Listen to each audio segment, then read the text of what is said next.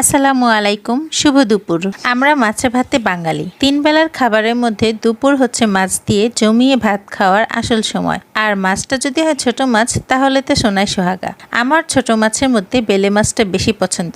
আর হাতে মাখিয়ে বেলে মাছ বা ছোট যে কোনো মাছ রান্না করলে টেস্টের পরিমাণ দ্বিগুণ হয়ে যায়।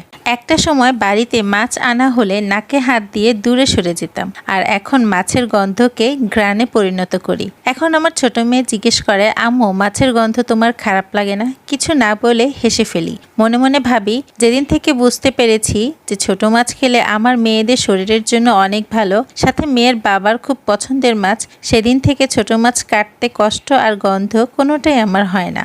বরং তোমাদের কথা ভেবে ছোট মাছ এখন কিনতেও ভালোবাসি। অনেক গম্ভীর কথা বলে ফেলেছি, আর কথায় কথায় বেলে মাছের চচ্চড়িও করে ফেললাম। এভাবে মাছটা রান্না করে দেখবেন, আশা করি স্বাদ ভালো হবে। সবাই ভালো থাকবেন। আল্লাহ হাফেজ।